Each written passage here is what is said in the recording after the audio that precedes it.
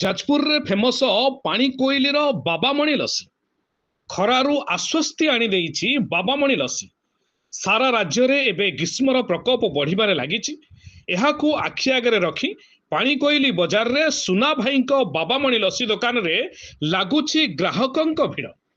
गोटिए पटे दिनर तापमात्रा जेतिकी वृद्धि पाउछि सेपटे लोकमानंक भितरे लसी पीबार मजा सेतिकी बढ़ुछि। लसी तो लसी पुणी पानी कोइलीर बाबामणि लसी दही सरबत सह बरफर फेंटा ता उपरे सजा होइथाए ताजा नड़िया कोरा राबिडी उपरे थुआ जाइथाए नाली रंगर चेरीटीए काजू सह बॉर्नविटार फ्लेवर ग्राहकंकु बेस आकृष्ट करेनिए। मात्र 50 टंकारे ग्राहकंक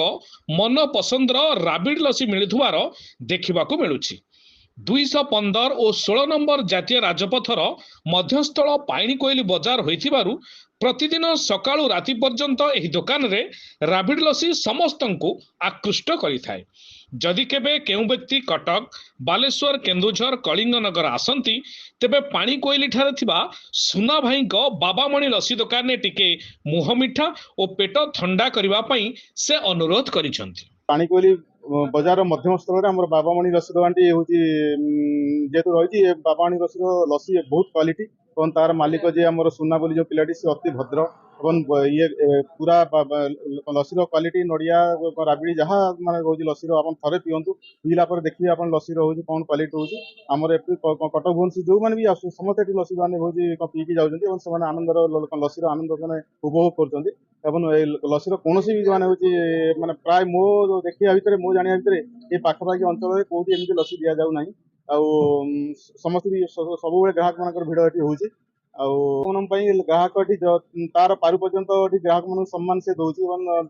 माने समस्त आसिक पूरा आराम से पूरा बहुत सुंदर भाव से लसी पीउछंती। 50 टंका लसी मूल्य से 50 टंका रही जो 50 टंका आप माने एकदम क्वालिटी से पाउछंती प्योर लाबिड लसी आ पानी कोइली जेहेतु मध्यम स्थल हो तेणु आप केउंझर हो आप रायरंगपुर हो एपट हूँ जोड़ा बड़बिल आरंभ कर समस्त जो मैंने पानी कोइली जाऊँच से समस्त पानी कोइली ये बजार मुख्य स्थल में बाबामणि लसी दुकान आगे रुहतु रही बाबामणि लसी दुकान हूँ लसी पींतु आप देखो 50 टंका माने मूल्य कि माने हूँ लसी से दौचे से पिलाटी बहुत सुंदर भाव आपको हूँ लसीर माने प्रकृत लसीर आनंदटा से आपको माने हूँ माने दे पार ये मोर बोधे विश्वास। पानी कोइली बजार NH 16 NH 20 मुख्य केन्द्र बिंदु किंतु एठारे बहुत दूर दूरांतर बहुत लोक एठिकी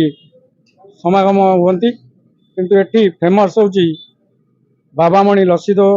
किंतु एठू बहुत खरार आसला बेले ये लसी एते क्वालिटी एते मधुर करी लोक मानकू दौचंती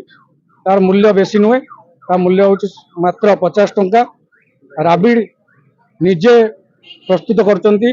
दही भी निजे प्रस्तुत करचंती किंतु समस्त प्रत्येक बजार जाजपुर जिलार प्रत्येक बजार लोक आसी एठारे लसी पीउचंती किंतु आंकर ना मालिक हूँ सुनाकर कवि से बहुत लस्सी भी बहुत सुंदर बोली समस्ते प्रचार करते जाजपुर रोड जाजपुर टाउन जो छिड़ा हे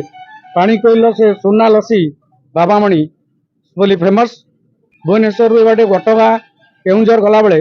बहुत लोक ये लस्सी भी पीकी भुवनेश्वर भी आलोचना होची पानी कोइल लस्सी दुकान फेमस बाबामणि लस्सी दुकान।